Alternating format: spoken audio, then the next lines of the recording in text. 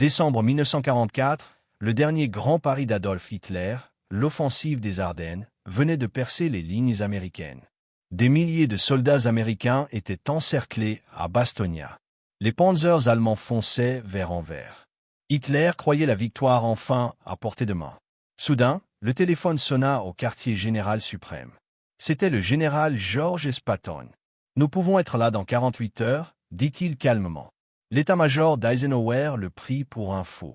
Déplacer 3 divisions entières à 90 degrés au nord, à travers la glace et la neige hivernale, en seulement 2 jours. Impossible. Les officiers d'état-major d'Hitler avaient prévu que la 3e armée de Patton serait trop au sud pour intervenir. Ils avaient calculé qu'il lui faudrait au moins 2 semaines pour réagir, mais Patton avait déjà commencé à se déplacer.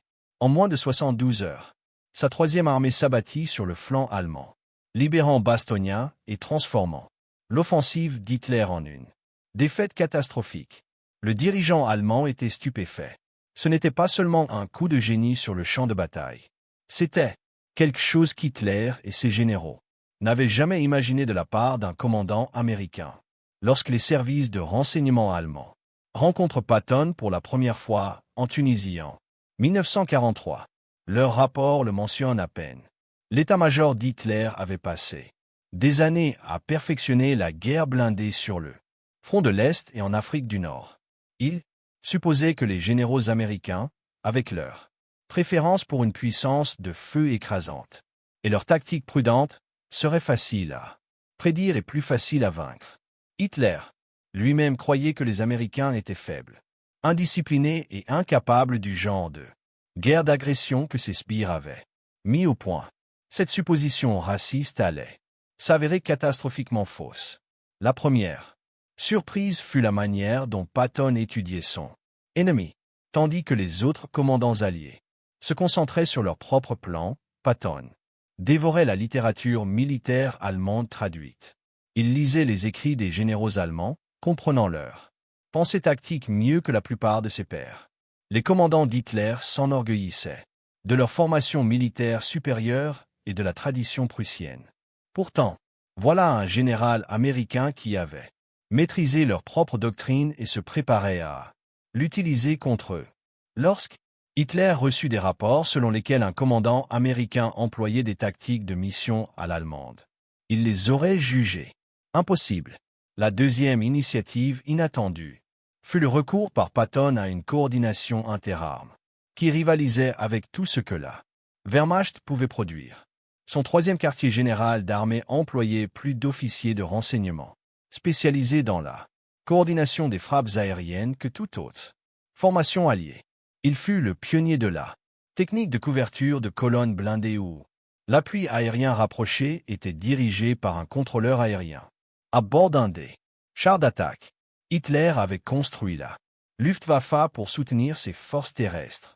Mais les pénuries chroniques de carburant et la supériorité aérienne alliée avaient paralysé la puissance aérienne allemande. En 1944, observer les forces de Patton opérer avec une intégration air-sol parfaite a dû rappeler à Hitler ce dont sa propre armée avait été autrefois capable. Troisièmement, Patton choqua le commandement d'Hitler en privilégiant la vitesse à la prudence, d'une manière que même la doctrine allemande de la guerre éclair n'avait pas pleinement adoptée. Sa 3e armée parcourut 96 km en seulement 2 semaines lors de l'avancée des Avranches à Argentan. Les avions de reconnaissance légers, qui servaient normalement d'observateurs d'artillerie furent utilisés pour des missions de renseignement car ces forces se déplaçaient trop vite pour la reconnaissance traditionnelle. Hitler avait inventé la guerre éclair, mais Patton la perfectionna grâce aux ressources américaines et à une agression implacable. Les officiers d'état-major allemands signèrent à Hitler qu'il était incapable de suivre les mouvements de Patton. Lorsque les services de renseignement confirmèrent sa position, il était déjà en mouvement. La 4e surprise fut son opération de renseignement qui semblait presque surnaturelle. L'officier de renseignement G2 de Patton, le colonel Oscar Kao, le briefait quotidiennement avec des interceptions de très haute précision. Avant la bataille des Ardennes, Kao avertit que Les Allemands se massaient en vue d'une offensive majeure, alors que la plupart des commandants alliés écartaient cette possibilité. Hitler avait personnellement ordonné le silence radio total et des mesures de désinformation pour l'attaque des Ardennes, permettant ainsi de résoudre l'effet de surprise. Au lieu de cela, Patton préparait déjà des plans de secours. Quand Hitler apprit que Patton avait anticipé l'offensive et positionné des forces pour riposter, il entra dans une rage folle, exigeant de savoir comment les Américains avaient découvert son opération secrète. La cinquième chose à laquelle Hitler ne s'attendait pas, c'était l'innovation logistique de Patton qui transforma les problèmes d'approvisionnement en armes offensives. Les propres forces d'Hitler étaient paralysées par des pénuries de carburant et des lignes de ravitaillement coupées. Pourtant, d'une manière ou d'une autre, ce général américain continua d'avancer. Les forces de Patton s'emparèrent des dépôts de carburant et de munitions ennemies, se nourrissant des ressources allemandes capturées. Ces échelons de ravitaillement se déplaçaient presque aussi vite que ces unités de combat, utilisant des camions capturés et des véhicules civils réquisitionnés. Hitler avait calculé que la logistique alliée limiterait leur progression. Au lieu de cela, Patton utilisa sa logistique comme un avantage concurrentiel. Sixièmement, Patton gérait les munitions d'une manière qu'Hitler, rationnant désespérément chaque balle et obus pour ses propres forces, trouvait incompréhensible. Les blindés américains progresseraient en utilisant des mitrailleuses lourdes pour déloger les positions allemandes, notamment les équipes anti-chars dissimulées. La mitrailleuse Browning de calibre .50 s'avéra redoutablement efficace pour neutraliser l'infanterie allemande. Les forces d'Hitler, confrontées à une grave pénurie de munitions, reçurent l'ordre de ne pas laisser passer une seule balle. Pendant ce temps, les unités de Patton disposaient d'une puissance de feu écrasante. Le contraste entre la pénurie allemande et l'abondance américaine, exploitée par un commandant agressif, était démoralisant pour les troupes d'Hitler. La septième surprise survint lors de la campagne de Sicile. Hitler avait dépêché des forces allemandes pour renforcer la résistance italienne, s'attendant à une avancée alliée conventionnelle. Au lieu de cela, Patton lança une offensive non autorisée le long de la côte ouest de la Sicile, s'emparant de Palermo lors d'une attaque éclair qui contourna les positions défensives allemandes. En une semaine, il avait créé un noyau mécanisé entièrement nouveau et l'avait déployé sur plus de 100 mètres. L'état-major d'Hitler avait prévu des avancées alliées méthodiques qu'il pourrait contrer. La rapidité d'improvisation de Patton rendit leurs plans défensifs obsolètes avant même qu'ils ne puissent être mis en œuvre. Huitièmement, le rôle de Patton dans l'opération de désinformation du jour J exaspéra personnellement Hitler. En tant que faux commandant du premier groupe d'armée des États-Unis, Patton participa à des événements soigneusement mis en scène dans le sud-est de l'Angleterre. Les services de renseignement d'Hitler, considérant Patton comme le commandant allié le plus dangereux, convainquirent leur chef que le débarquement principal aurait lieu à Pasdala. Hitler ordonna personnellement de maintenir des divisions à l'écart de la Normandie, attendant le véritable débarquement de Patton qui n'eut jamais lieu. Lorsqu'Hitler réalisa enfin qu'il avait été trompé, que Patton avait été utilisé comme appât pour le manipuler, sa fureur fut légendaire. Il avait été dupé par le général même qu'il craignait le plus. La neuvième capacité inattendue de Patton était son aptitude à transformer les contre-attaques d'Hitler en victoires alliées dévastatrices. Lorsque les forces allemandes lancèrent l'opération Ludique, en août 1944, Hitler ordonna personnellement l'attaque, croyant qu'elle couperait l'avancée américaine et rétablirait son front occidental. Au lieu de cela, Patton aperçut la contre-attaque comme une opportunité. Il préconisa un encerclement massif qui contribua à transformer l'offensive d'Hitler en un désastre. De poche, 300 000 pertes allemandes que les forces d'Hitler ne pourraient jamais remplacer. Hitler avait ordonné à ses généraux d'attaquer, misant sur la confusion des Américains. Patton lui infligea l'anéantissement. La flexibilité tactique de Patton déconcerta les commandants d'Hitler qui tentèrent de prédire son prochain mouvement. Pendant la course, à travers la France, Patton reçut l'ordre de braquer vers l'ouest, en Bretagne. Il envoya un minimum de force en Bretagne tout en maintenant son élan vers l'est avec l'essentiel de son armée. Au moment où l'état-major d'Hitler comprit les véritables intentions de Patton. Les forces allemandes étaient déjà encerclées. Hitler valorisait l'obéissance et le respect strict des ordres. Patton lui montra que la flexibilité d'esprit l'emportait sur la rigidité de la planification. Le 11e choc fut la capacité offensive hivernale de Patton. Hitler avait lancé la bataille des Ardennes en décembre, estimant que les conditions hivernales cloueraient au sol l'aviation alliée et rendraient une riposte rapide impossible. La plupart des commandants, y compris de nombreux Allemands, supposaient que les opérations majeures seraient interrompues par les rigueurs de l'hiver. Hitler avait précisément choisi l'hiver pour son offensive, se basant sur cette hypothèse. Patton accomplit alors ce qu'Hitler croyait impossible: maintenir les opérations offensives malgré la glace, la neige et le froid glacial. Il demanda même à son aumônier de composer une prière pour le beau temps, et lorsque le ciel se dégagea, l'aviation américaine anéantit les colonnes allemandes. Les calculs météorologiques d'Hitler se révélèrent infondés face à la détermination de Patton. Le 12e élément inattendu fut le système de renseignement de Patton, qui semblait lire dans les pensées d'Hitler. Le renseignement militaire traditionnel circulait lentement par la voie hiérarchique. Patton, quant à lui, intégra des unités de reconnaissance de cavalerie directement aux divisions de combat, créant ainsi un réseau d'informations court-circuitant la bureaucratie. Lorsque l'état-major d'Hitler prenait des décisions au quartier général, Patton semblait souvent en être informé quelques heures plus tard.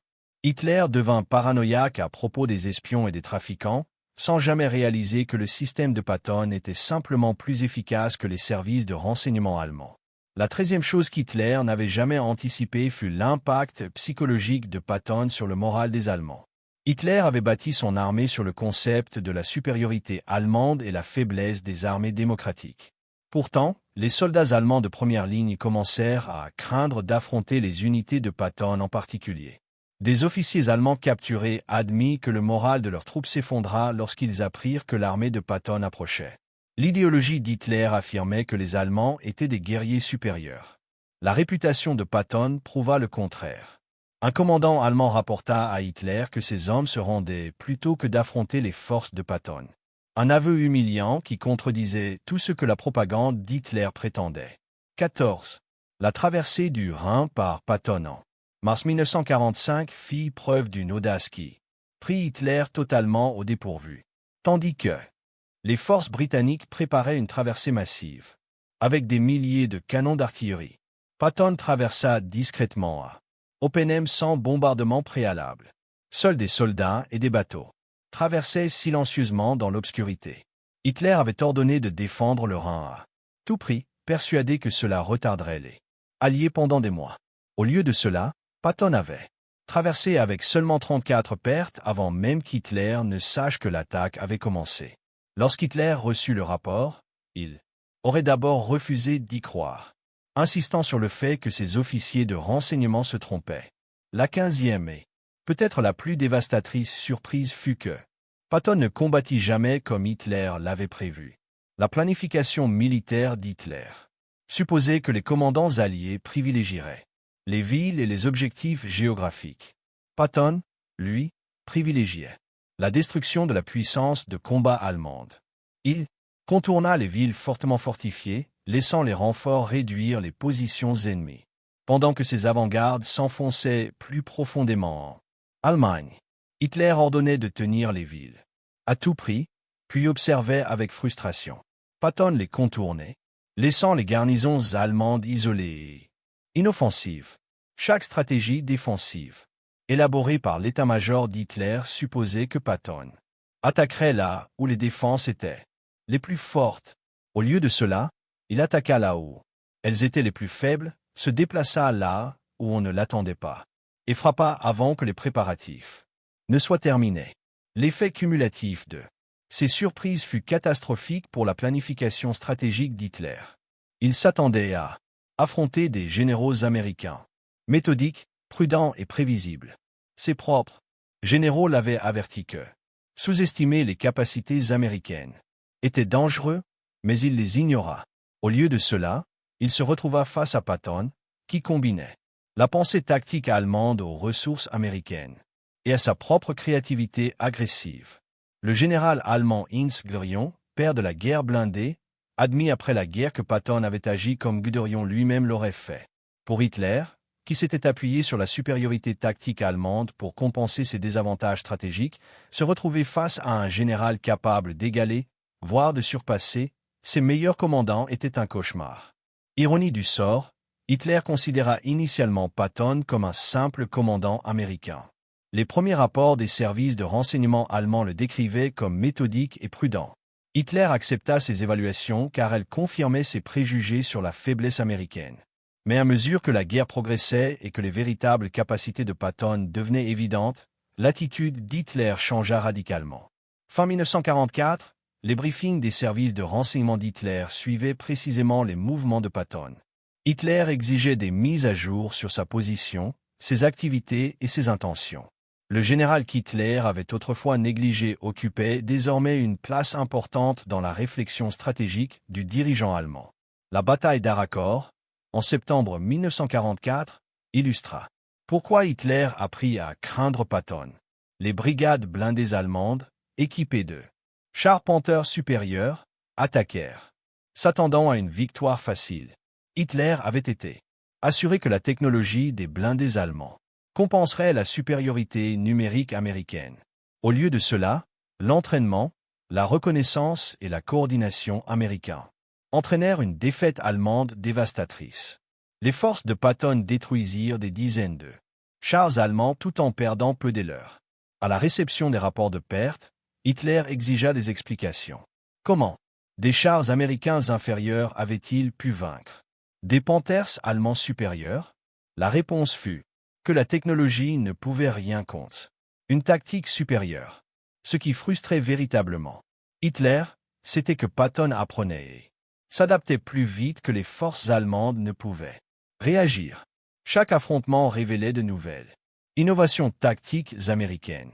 L'armée d'Hitler combattait de manière réactive, réagissant aux mouvements alliés plutôt que dictant le rythme contre la plupart des commandants alliés. Cette approche défensive fonctionna relativement bien. Face à Patton, c'était la recette d'une défaite continue. Hitler tenait des réunions de plus en plus houleuses avec ses généraux, exigeant qu'ils trouvent des moyens d'arrêter l'avancée de Patton. Aucune de leurs solutions ne fonctionna longtemps. La libération de la France mit en lumière tous les aspects des capacités insoupçonnées de Patton. En un peu plus de 3 mois, ces forces progressèrent de Normandie jusqu'à la frontière allemande sur plus de 400 km.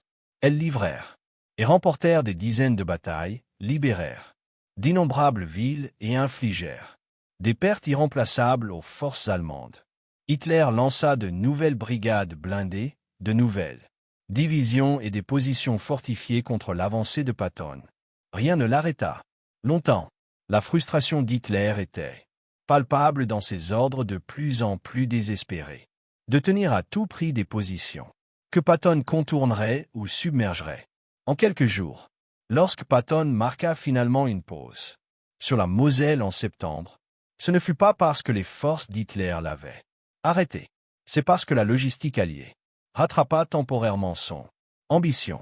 L'état-major d'Hitler célébra brièvement sa victoire, croyant avoir enfin contenu le général américain.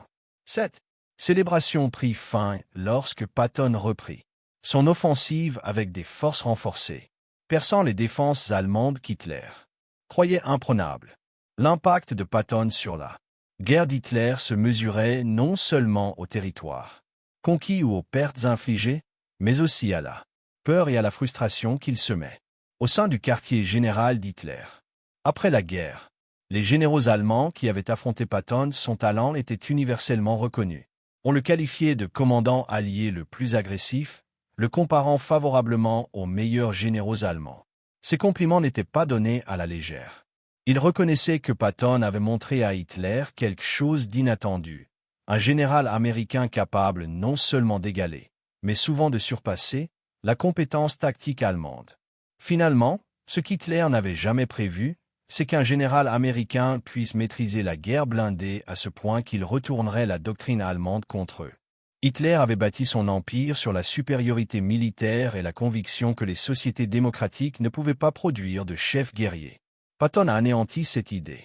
Les 15 surprises qu'il a infligées n'étaient pas le fruit du hasard. Elles étaient le résultat d'un esprit militaire qui refusait les limites conventionnelles et cherchait constamment de nouvelles façons de déjouer et de manœuvrer l'ennemi.